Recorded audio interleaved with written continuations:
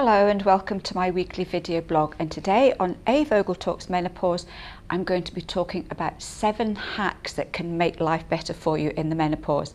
Now if you like my tips and advice, then please subscribe and remember to hit the bell icon so you can be notified of all my new videos. Now we are busy people in the menopause, and life can often get on top of us. We can find ourselves overwhelmed and swamped with everything. So if you can find some simple little hacks to do on a regular basis or even on a daily basis that will save you time and energy, it can really make quite a difference. So I'm going to go through some of the hacks that I use that I know have helped me over the last few years.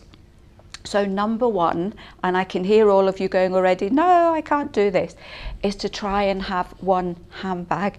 The times that I have gone out, I've picked up another handbag, gone somewhere, and then found that I've forgotten keys or my credit cards or my notebook or my diary.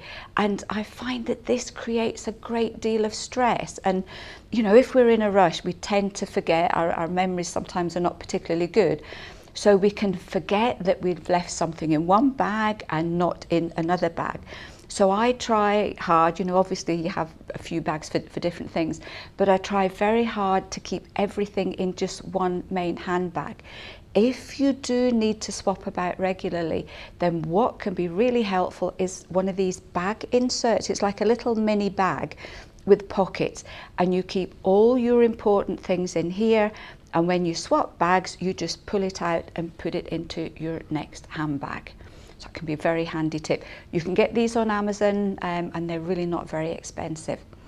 Number 2 is try to keep important things in the same place.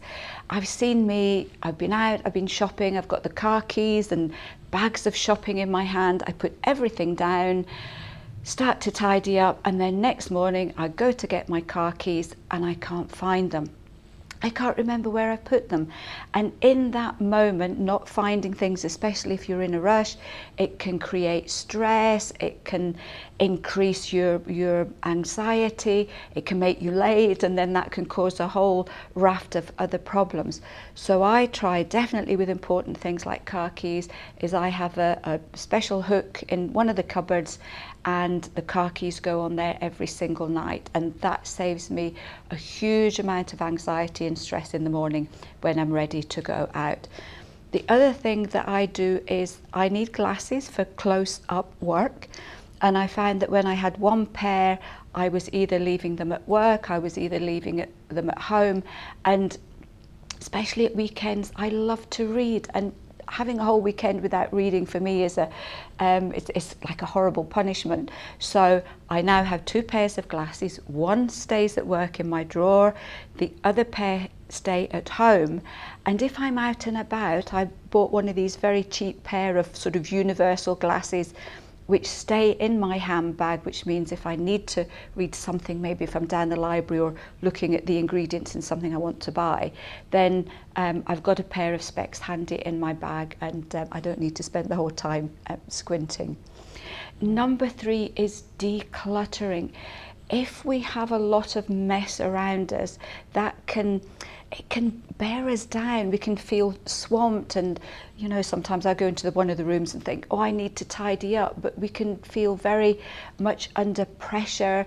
We can feel demotivated in the menopause, and even simple things like putting a few things away and dusting or hoovering can just seem really just too much to bear. One of the interesting things that happens in the menopause is our levels of a hormone called oxytocin decrease. And oxytocin is sort of like your love hormone. It binds you to things. And a lot of women do find once they're in the midst of the menopause that their attachment to things and old clothes tend to decrease. So having a good declutter not only gets rid of things that you don't need, but you can feel that there's a lot more space around you afterwards as well.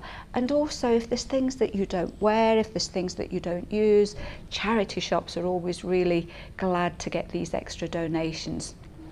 Number 4, I have a terrible short-term memory, and I will get up in the morning and think about what I've got to do, and by the time I've finished my breakfast I've forgotten. So I make lots of lists. I love post-it notes. I think they are the most wonderful invention, and I put them up all over the place to remind myself what I'm doing and if there's anything important that I've got to do at a particular time of the day.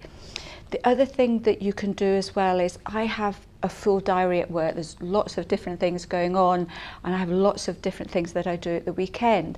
So I started to have a diary at work, a diary at home, and a diary in my bag, and then I found that I was forgetting to update them all regularly, which created absolute havoc. So if you want to be sort of super organized and have a few diaries, just make sure that you take the time at least once a week to update them all. Otherwise, like me, you'll end up in a terrible mess.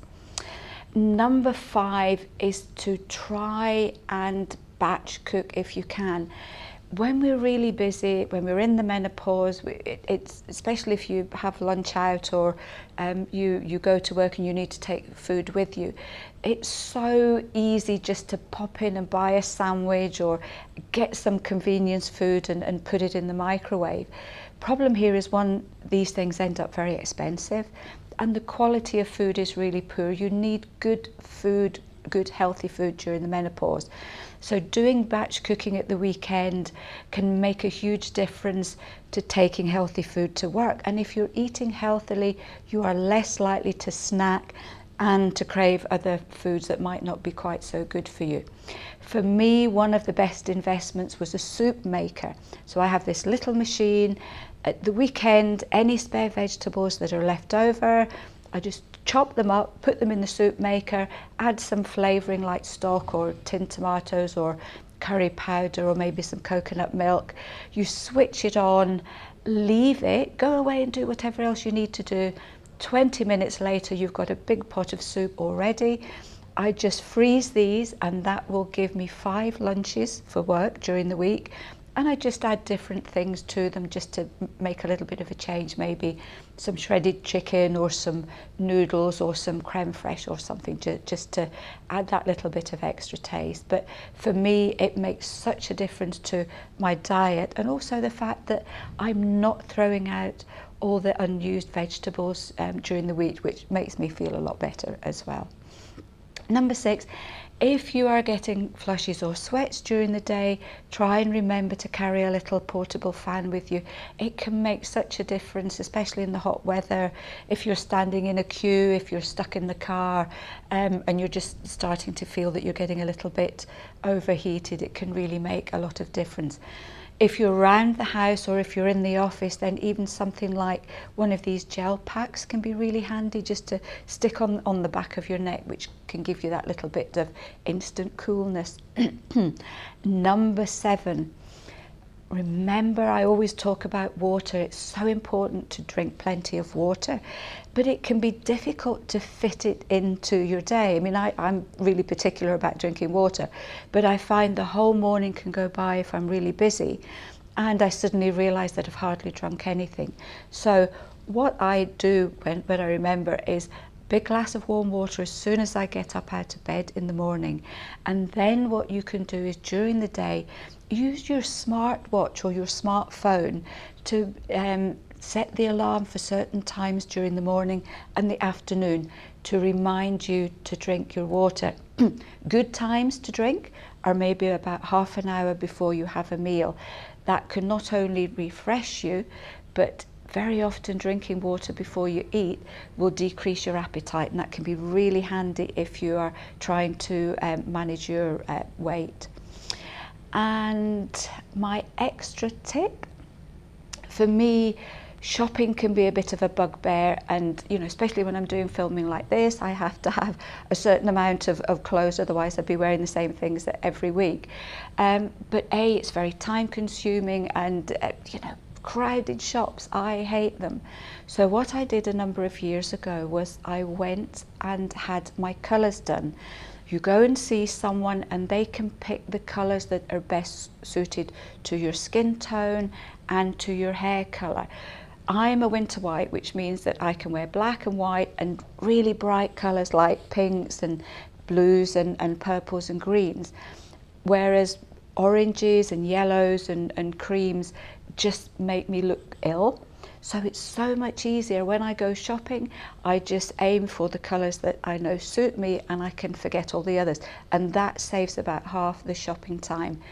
You can find colour therapists in probably your local directory. You can Google for a nearest one, and it's a nice afternoon. If you have a few friends around as well, because they'll come to your house, you can have a nice little relaxing girly afternoon and do something positive for yourself as well. I hope these helped you, and if any of you out there have any hacks that you find really great for helping you through the menopause, then please do share them. And I will see you next week for another edition of A. Vogel Talks Menopause.